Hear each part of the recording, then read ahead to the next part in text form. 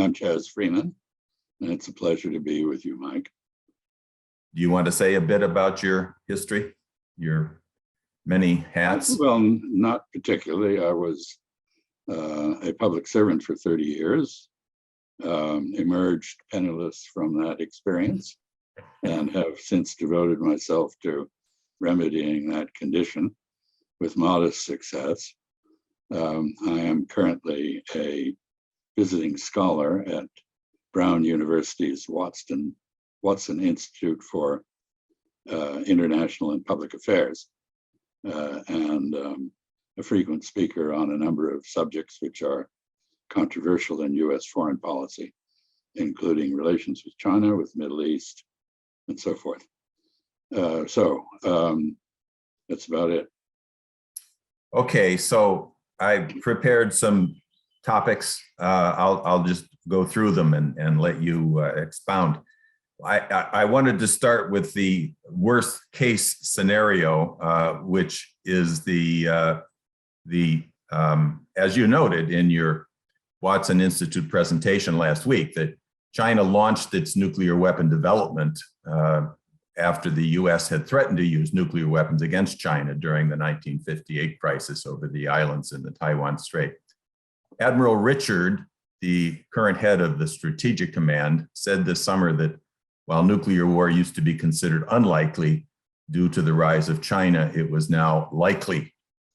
Do you suspect that the US would rather use nuclear weapons than lose a military conflict over Taiwan? Well, that has always been the strategic nuclear doctrine espoused by the United States. The assumption that if conventional warfare fails, there is a nuclear option. And indeed, that was the case with the use of nuclear weapons by the United States in World War II. It was only when it was determined that conventional warfare would be problematic, casualties would be enormous, that it was decided to drop nuclear weapons on Hiroshima and Nagasaki. So this is consistent with American reasoning over the years.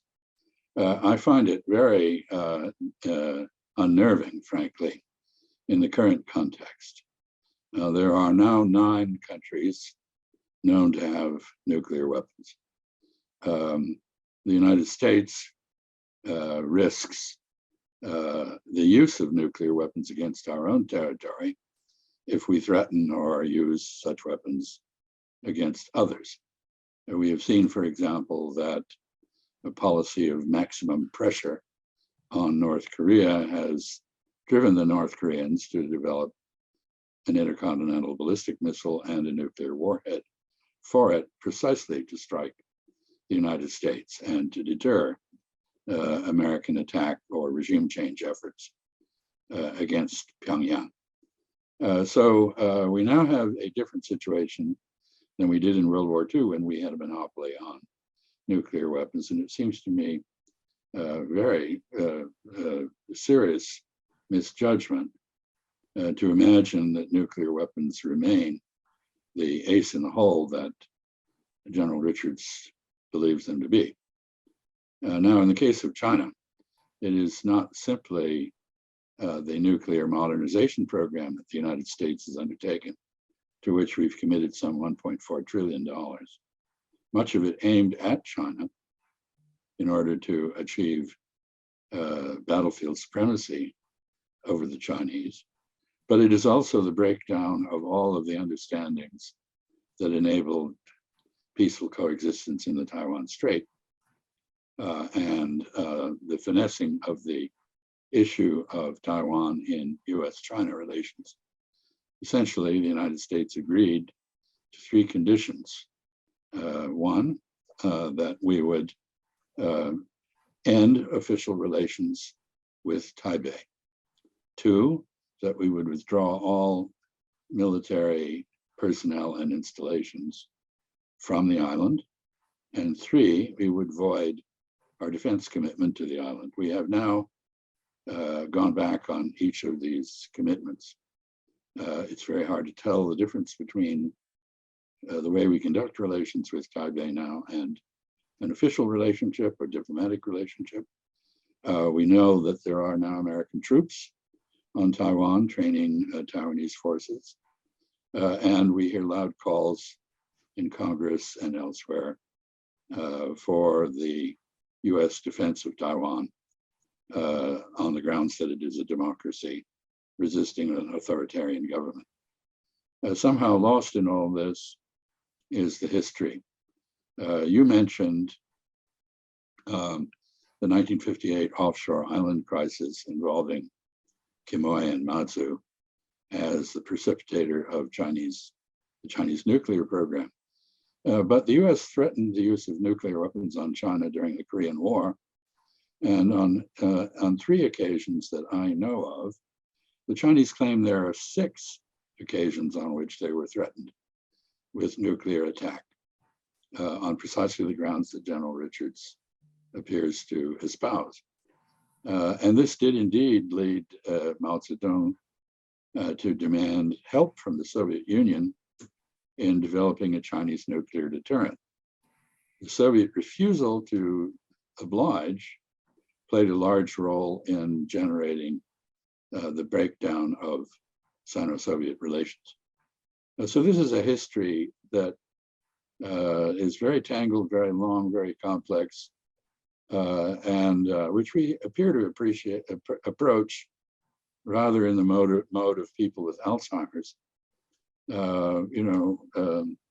where we remember nothing and everything is new every time. You also noted in your presentation with Lau Goldstein at the Watson Institute last week that China had given fair warning of their military interventions before Korea and in 1950, in India in 1962, and Vietnam when they crossed the border in 79. But nonetheless, Washington's ignoring similar warnings that are coming today over Taiwan. Why do you think, and what is your expectation if China does, in fact, use force?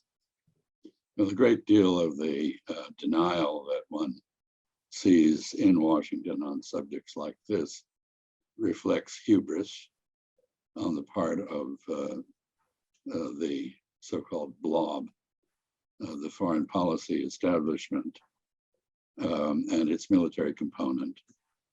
But it represents a failure to understand the extent to which the global order and geopolitics have rearranged themselves as others rise to match American power, at least at the regional level. When we did the normalization agreement with China and finessed the Taiwan issue, China did not have the military means to mount an invasion or an attack on Taiwan with any credibility. It now does. It has been developing a wide range of options for taking action to resolve the Chinese Civil War, which is how the Taiwan issue came about, and to bring Taiwan into an agreed relationship with the rest of China. It prefers a negotiated means of doing this, but it's become apparent that it is developing alternatives, including a wide range of possibilities for the use of force. And it is in that context that one must see the recent Chinese heavying up of nuclear forces. If China is engaged in a calibrated escalation of pressure on Taiwan to bring it to the negotiating table, which is what it is currently doing, that's one thing. But if it is put in the position where it sees no peaceful prospect of resolving the Taiwan question, then it is forced to consider the use of force. And a conquest of Taiwan would have to be conducted with speed and with a knockout blow. It would have to present a fait accompli to Americans who wish to intervene in that conflict.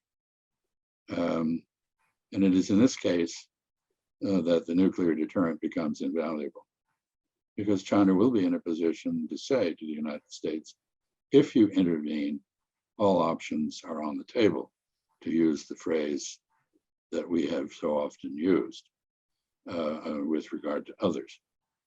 In other words, are you really prepared to give up Chicago for in order to preserve Taiwan's democracy and autonomy? Since if there is a war over Taiwan, the first things to perish will be Taiwan's democracy and its prosperity. Are you really prepared to make this trade-off? This is a replay of Cold War style Cuban Missile Crisis confrontation that I think we should be doing everything possible to avoid. But it is looking more likely every day. What do you think there's any potential within Taiwan for the Kuomintang or any other forces within Taiwan who would prefer having normal relations leading towards a long-term peaceful reunification, for them to regain any kind of political influence or win an election in Taiwan?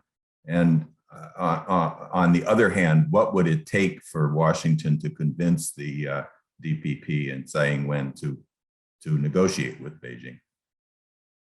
I think the KMT's electoral prospects are limited.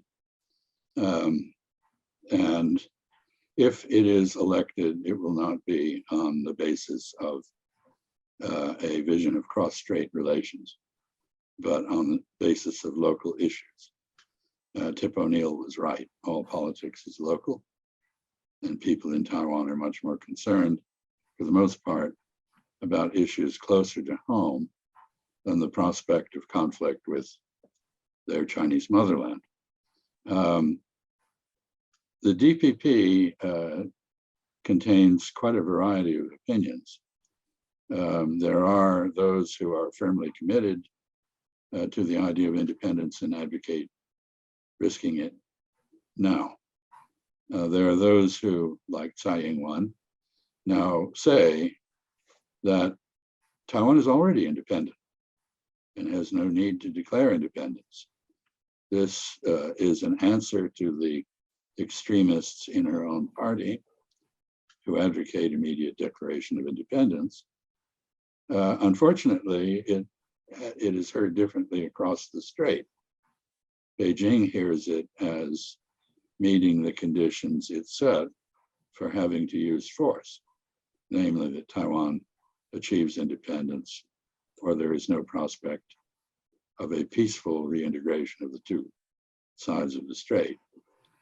So what could we do to influence the DPP? We would have to back off from our support of its denial of the one China principle. As you recall, Taiwan and the mainland in 1972 during the Shanghai Communique, Taipei and Beijing both were firmly in agreement that there was only one China and Taiwan was part of it. Taiwan's democracy has changed the view of many in Taiwan on that question. And so it is not easy now to have a discussion. In the previous government in Taipei, lip service was paid to the one China principle, and this permitted very productive dialogue across the strait. That dialogue has now dried up. If there is no dialogue, if there are no talks, there is no apparent path to a peaceful resolution of the issues. So I think the United States ought to be advocating dialogue. We should be saying firmly that we do not agree with the DPP that Taiwan is an independent state. But this is politically very difficult given the anti-China hysteria in the United States at present.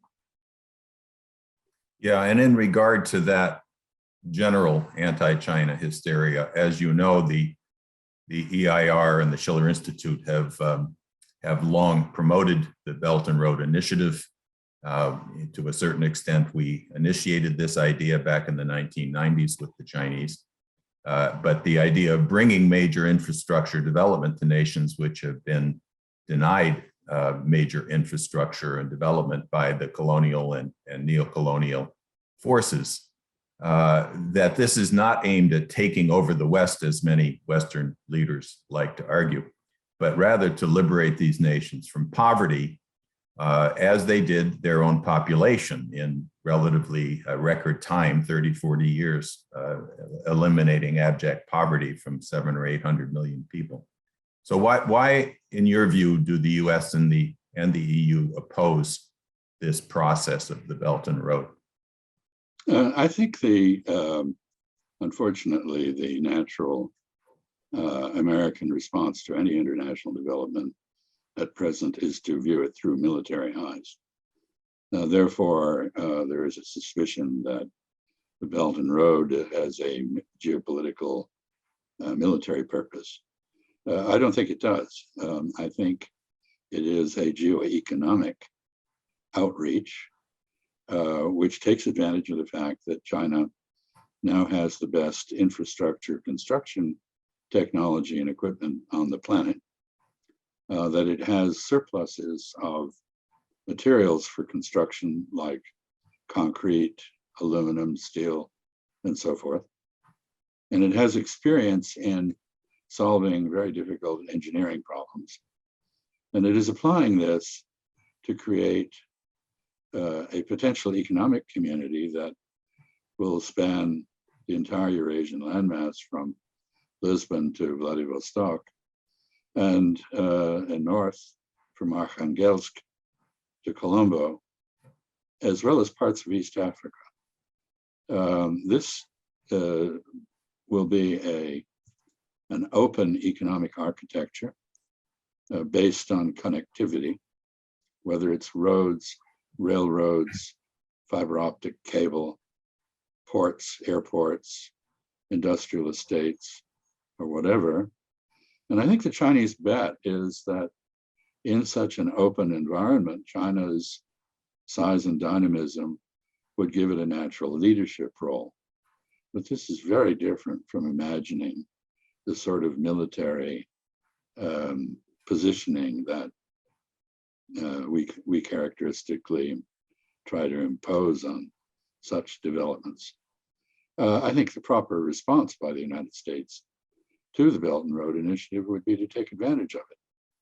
If somebody builds a road, let's drive an American car down it. If someone connects Tokyo and London with fiber optic cable, let's use that to improve the speed of trading on the stock market. If someone builds an airport, there's no reason that only Chinese aircraft can use that, and so forth and so on. And I'm very impressed, actually, by the extent to which the Belt and Road Initiative is not just physical connectivity, but a series of agreements on the management of the transit of goods, openness to services, improvement of customs and immigration procedures, bonded transit between China or Europe and a third country or region. I think this is a great opportunity if it's approached in that way for American business, for the American economy. I think we need to leverage the prosperity of China and the increasing prosperity of Central Asian and European countries, as well as East African countries and South Asian countries, to the benefit of our economy, not regarded as a threat.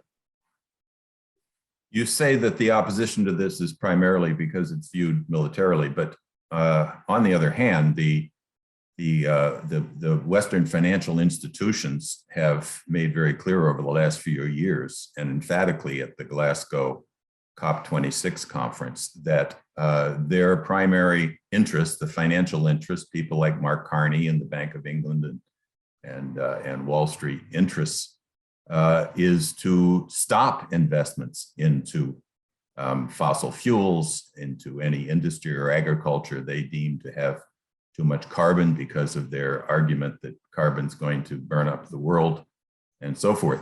So this would appear to be an economic policy not so different from the colonial policy of intentionally wanting to keep these countries in a state of dependence and backwardness. What would you think? Well, I don't agree with the theory that climate change and carbon emissions should not be tackled. But I think that's really almost irrelevant here. It's almost laughable that the very institutions which pioneered debt trap diplomacy, a phrase invented by an Indian polemicist to describe a mythical reality involving Chinese lending, the very countries and institutions that pioneered this, for example, in loans to Latin America and so forth, now object to the Chinese lending, competing with them for lending.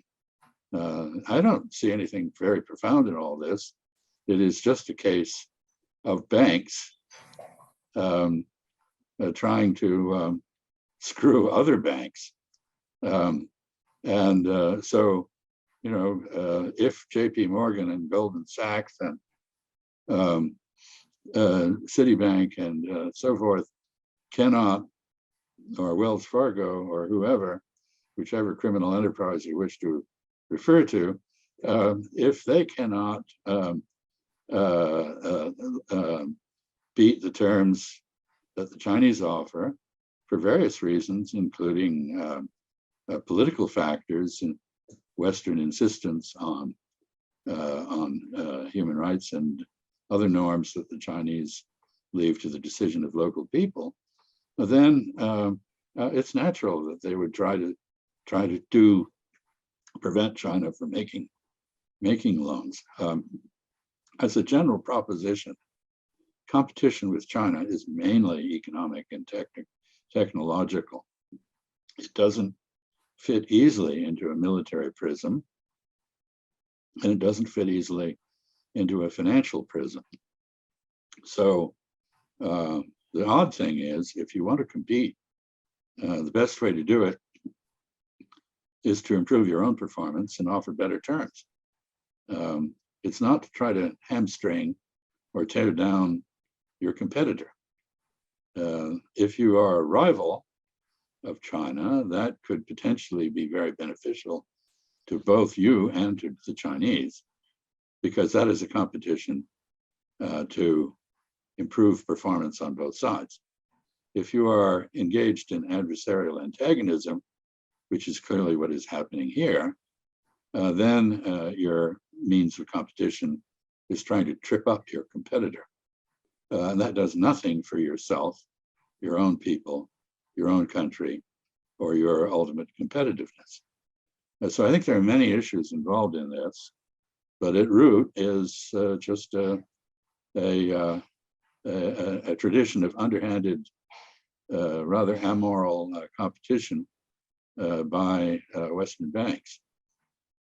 I agree with you. I'll just mention as a side note here, when we first published in 2014, the 300-some page report called The New Silk Road Becomes the World Land Bridge, promoting this, it was our hope, I guess you would say, even an expectation that we would take this report to American entrepreneurs and investors, and they would say, yes, wonderful, a great opportunity for profitable investment and development. But as we now know, that nothing like that happened. Well, I think part of the problem is, there is a sense of malaise in the United States at present for good reason.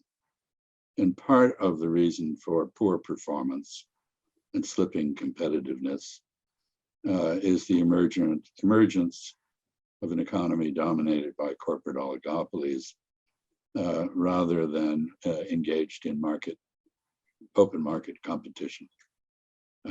This is true.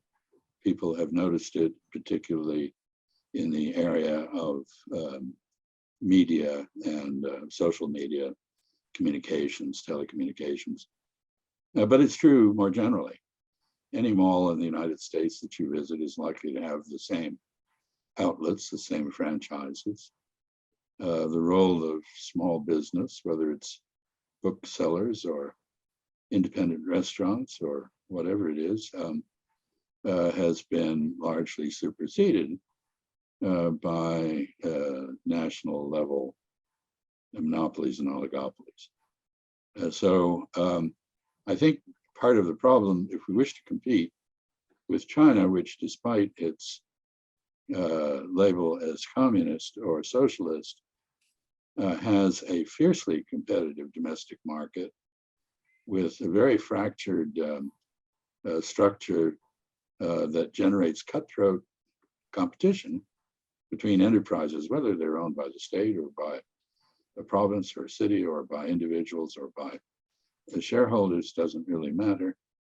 I think if we're going to compete, one of the things we've got to do is rediscover antitrust policy.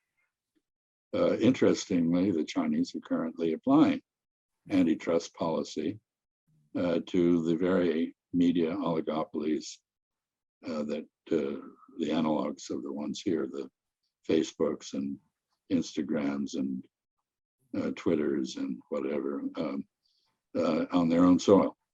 And in many ways, China seems to me to be recapitulating the American response to the Gilded Age.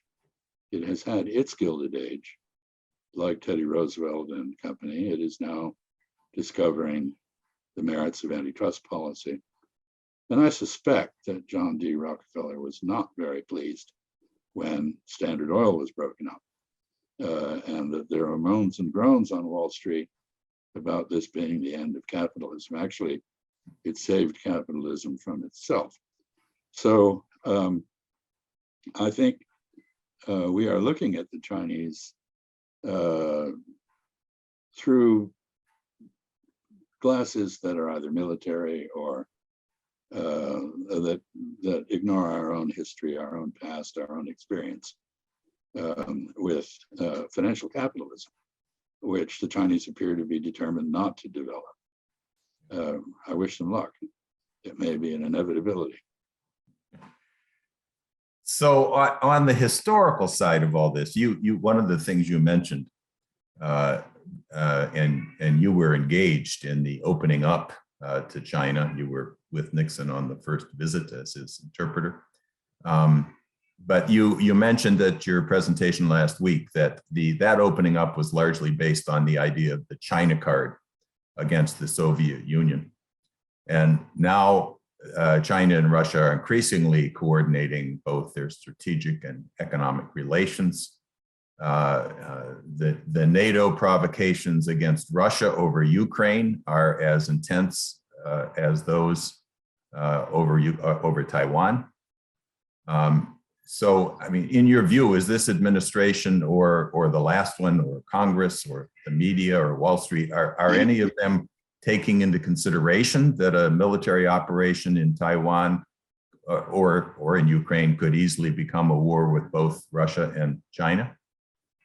I suppose there are people at the Pentagon who understand that. It's pretty clear the American political elite does not make that connection. Just a minor correction on the opening to China. It was Richard Nixon's idea to open to China after he contemplated the consequences of a possible Soviet attack on China, removing China as a factor in global geopolitics. And that caused him to see China as the useful counter to Soviet expansionism that it was. And it led to the United States, essentially in the 1970s, treating China as a protected state. We had no real expectations that the Chinese would do anything, but we really wanted them to survive and to remain a part of the global chessboard. So that was the origin of it. It then turned out that this set up a healthy competition in Moscow for our favor. So the famous strategic triangle worked to our advantage. Generally speaking, in diplomacy or military strategy for that matter, it is considered wise to divide your enemies, not unite them. But we have been doing everything possible to push Moscow and Beijing into an entente, meaning a limited partnership for limited purposes. It's not an alliance. There is no broad mutual commitment to aid. But there are clearly understandings emerging about precisely the sort of issue that you just mentioned. If the Russians feel sufficiently provoked to take the Donbass, which is Russian speaking, from Ukraine, they will probably time that to coincide with Chinese military operations against Taiwan, and perhaps vice versa. So we have done ourselves no favor by simultaneously designating China and Russia as adversaries. I'll make one further point. We're about to have a summit on democracy, which is ironic because our own democracy is clearly in bad shape, and we are evaluated internationally as having a partially failed democracy. So this is an odd moment to be attempting to trumpet the virtues of a system we ourselves are abandoning. But by trying to reorganize the world along ideological lines, democracies versus authoritarian regimes or non-democracies, we have, which was something, the whole conceit was ridiculous because authoritarians, I know lots of autocrats, I've dealt with many of them over the years. I've never met one who was the least concerned about others. They don't think they have anything in common. They're concerned to stay in power, not to keep other autocrats in power. So there's no international league of autocrats. But we are creating one because by excluding countries that don't meet or aspire to sycophancy in the democratic sphere, by assembling them as a sort of broad coalition aimed at Russia and China, we have stimulated Russia and China to issue a joint declaration against this and to try to organize their own coalition. And so we are trying to replicate the Cold War. I don't think we'll succeed because basically the underlying proposition that somehow the United States is currently in a condition to appeal on a democratic basis to the world is problematic. And I don't think countries want to choose between the United States and its designated adversaries, whether they're China, Russia, or Iran. But we are, in effect, creating the very phenomenon we invented and imagined, and it's not to our advantage. And not only did they exclude Russia and China from invitations for this summit of democracy, but they left out Hungary, Singapore, all of Central Asia. But they did invite Taiwan as if it were a... Well, they also invited the Democratic Republic of the Congo, which is not a famous democracy in anyone's eyes. And Angola was invited, I believe.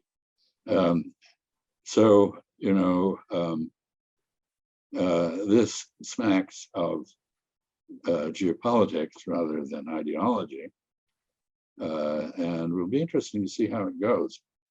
Here we are in a country where it's very uncertain that we will make it through our next general election without violence, or that there will be a peaceful transition in 2024, 2025 when we have our next presidential election. This is an odd moment to be insisting that others democratize. Perhaps we should focus on practicing democracy at home. I'm all in favor of democracy. I'd like to see more of it here. We had Tony Blinken not only inviting Taiwan to the summit, but also going to the UN and calling on the UN to welcome Taiwan in a robust way into all the institutions of the UN. How close would you call that to the red line?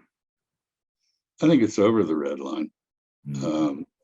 This is a resurrection of something I did as a very young diplomat, namely manipulate Chinese representation in the UN.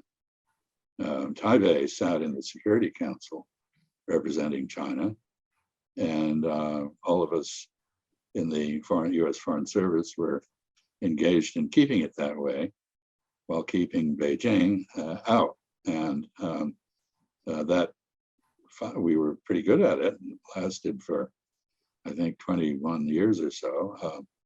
And then finally, reality caught up with us in 1971 when the rest of the world repudiated our approach. But now we're going back to it.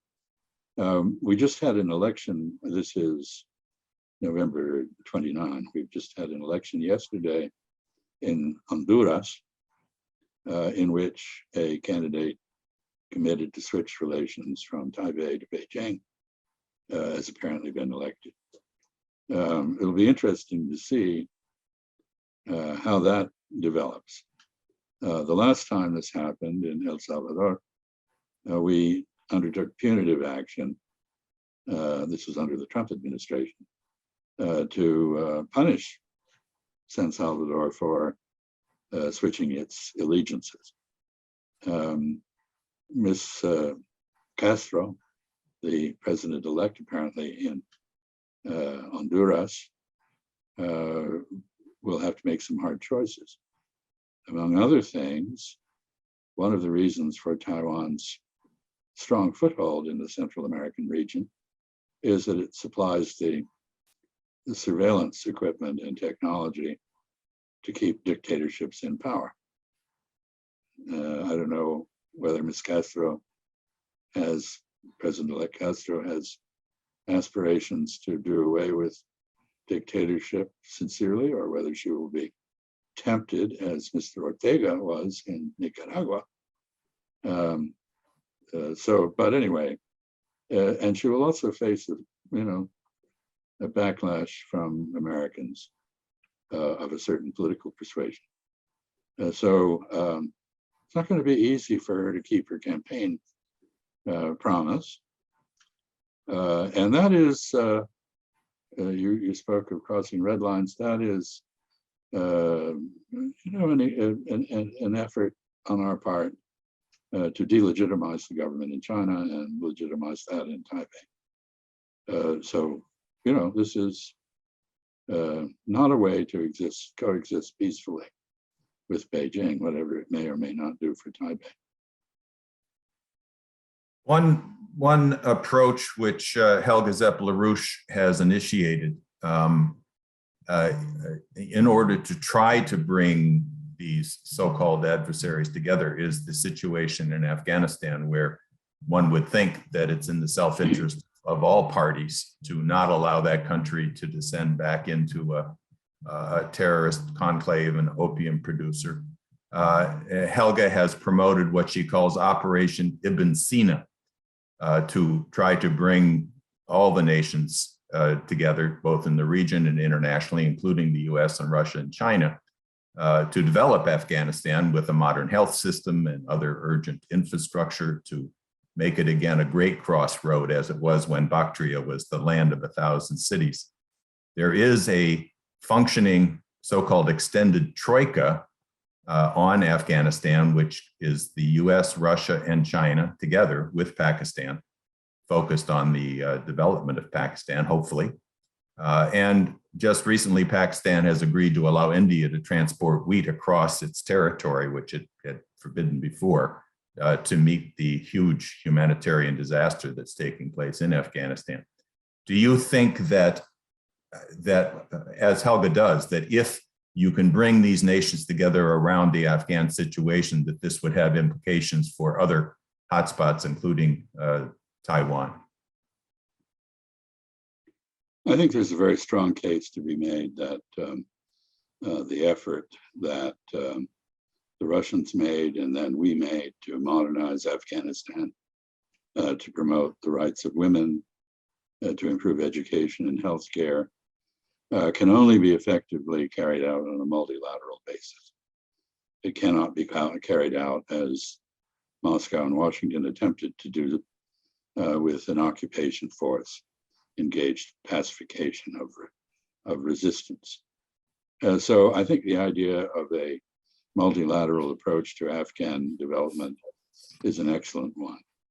And probably the vehicle for this, given what I'm sorry to say is a degree of petulance and vindictiveness in Washington that is, in my view, unconscionable, by which we are withholding the Afghan national reserves from the de facto government in Kabul, and thereby pushing Afghanistan into a state of famine and anarchy, which I think is intended to punish the Taliban, but which will probably provide fertile ground for the growth of Daesh, the ISIS Islamic State elements who regard the Taliban as milquetoasts.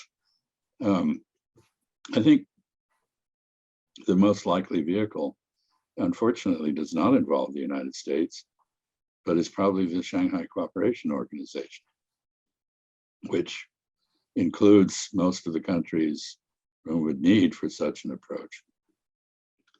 So I would, we are creating a terrible humanitarian crisis in Afghanistan as we speak. Europeans may be more willing than Americans seem to be to step forward to cooperate with others in the region to address this. So far, the Biden administration has shown a degree of cold-hearted disdain for the suffering of Afghans that I find really reprehensible. Now you ask, does this have implications for Taiwan? I don't think so. I think Afghanistan has to be approached in its own right, and that the Taiwan issue is one that involves factors that are quite different from those in Afghanistan. I found something you said in your Watson presentation very interesting about, and you said you'd written a book about this, that that nations which occupy countries tend to cause total demoralization and general deterioration of the military forces themselves. And I think your argument there was aimed at saying that the Chinese really do not want to have to occupy Taiwan. Do you want to say anything about that? I assumed you were looking at the deterioration of the US forces and their occupation of Vietnam and now Afghanistan and so forth. Well, I thought my model was actually, it was before the US misadventures in either Afghanistan or Iraq.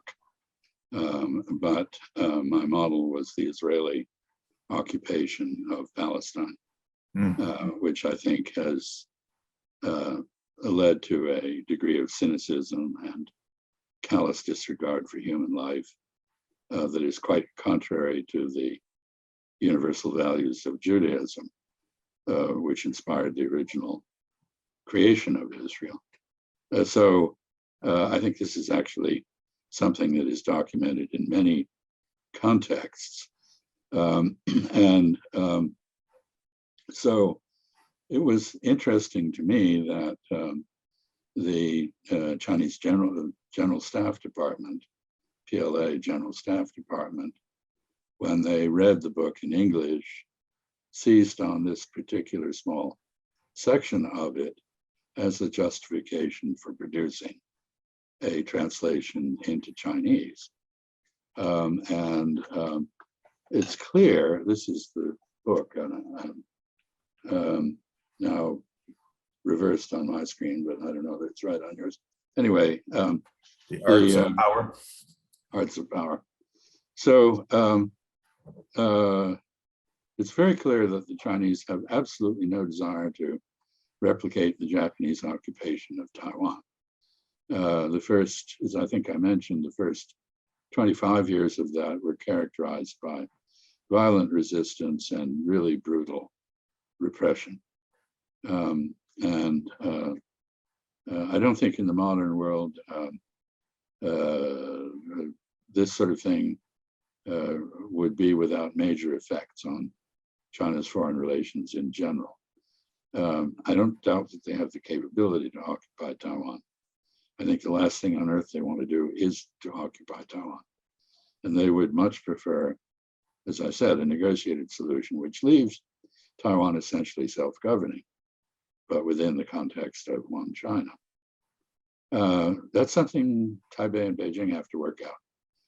There's nothing that the United States and other countries can't speak for either one of them and can't resolve the Chinese Civil War.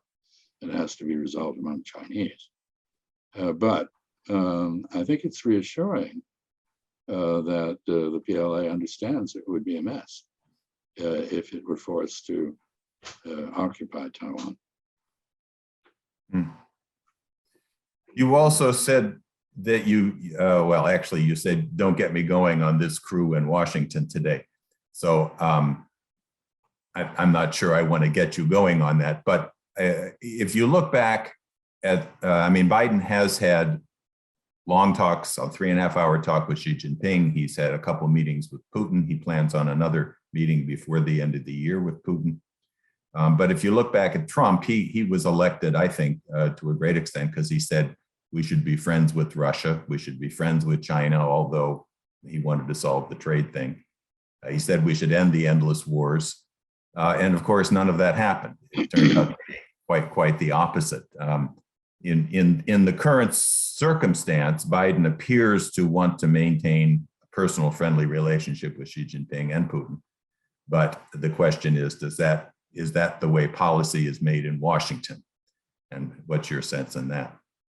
Well, the Trump administration essentially destroyed the organized policy process in Washington. Biden has tried to resurrect it.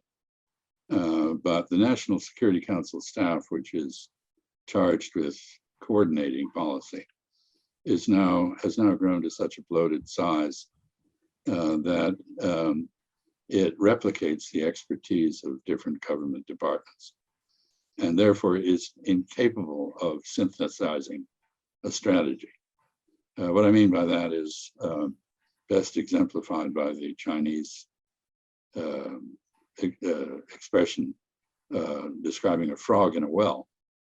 If there's a frog at the bottom of the well, the frog looks up and he or she sees a circle of sky and imagines that's the universe.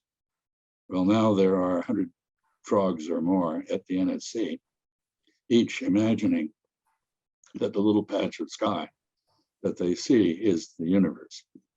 And there's nobody tying those multiple views into a coherent whole. So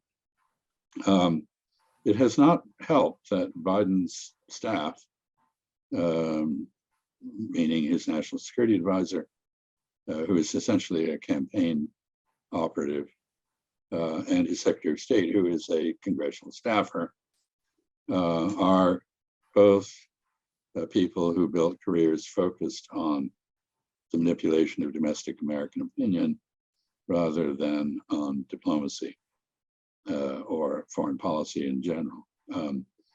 I don't see any new ideas or vision coming out of this administration. Part of the reason for that, and I'm sure Mr. Biden is a very decent, in fact, I know he's a very decent, warm individual, and I'm sure he does wish to retain good personal relationships with other foreign leaders, including Mr. Putin and Mr. Xi. But the fact is that he's in a box. He has no convincing majority in the House, and he has a 50-50 split in the Senate, which is not even that, because on major issues there are differences with some members of his own party. So he is trying to get through legislation on a variety of issues, and having a hard time doing it. In these circumstances, there's nothing in it for him to raise new approaches to either China or Russia.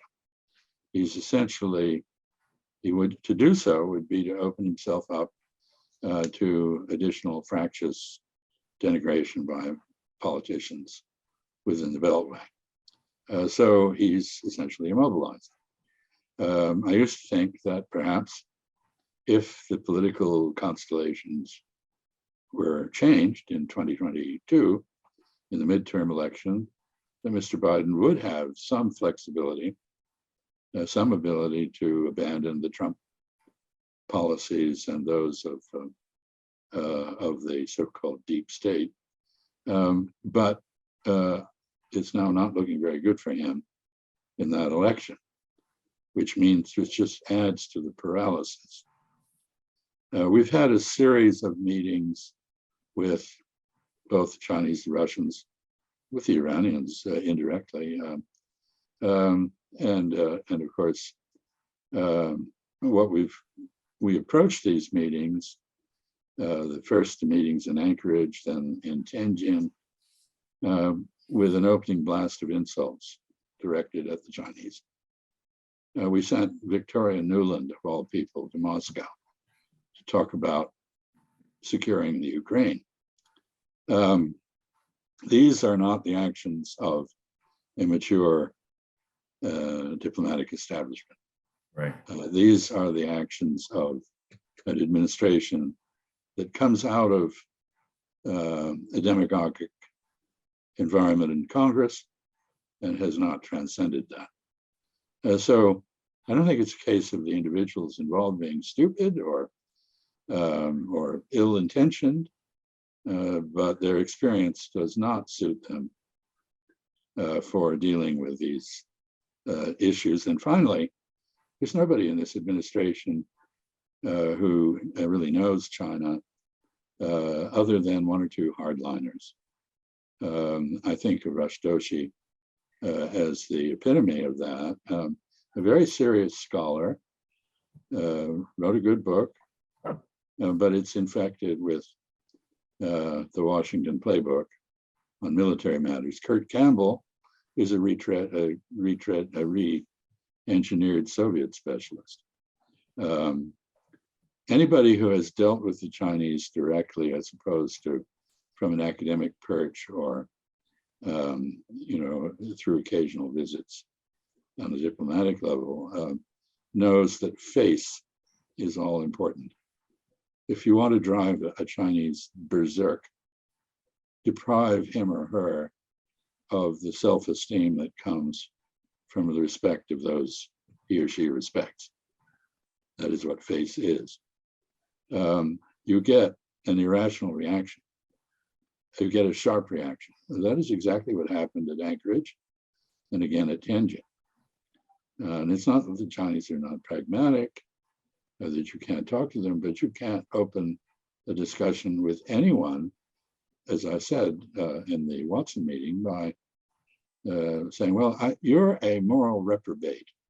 I despise you. Your values stink. And I'm going to do everything possible to keep you down and maybe push you down. Oh, but by the way, I have a problem or two I'd like you to help me on. What do you think you're going to get when you try that approach? And that is essentially the approach that the Trump administration pioneered and which the Biden administration has perpetuated. So as probably a last question, another thing that I found very interesting when you were speaking at the Watson Institute was that you said that deterrence is simply bottling up a problem which will certainly fester and become worse. I think you know that Lyndon LaRouche had actively promoted in the late 70s and early 80s an end to deterrence, an end to the mutual assured destruction idea, promoting the idea of the US and the Russian scientific and military communities actually collaborating on building a space-based anti-missile system, which he introduced to Reagan. Reagan adopted it, became called the SDI. And in Reagan's word, the intent was to render nuclear weapons obsolete. This never took off. The Russians initially rejected the proposal that Lyndon LaRouche had made to them. And eventually in the US, the military industrial people were more interested in building a lot of anti-missile missiles for their industry's production than any new technology based on the frontiers of knowledge, new physical principles. So that did not work. What are your thoughts on how to end deterrence? Well, I'm not sure that I would advocate ending deterrence. I think I would advocate using it. Deterrence makes sense under one obvious circumstance, and I'm not speaking here of mutual assured destruction, which is simply a form of deterrence, but deterrence in general. If circumstances are likely to evolve in a way that resolves the underlying problem that leads to potential conflict, and you deter that conflict, then time works on your side and the problem is likely to be ameliorated and mitigated and maybe even go away. But that is not the case with many, many situations. And a case in point is the standoff in Korea.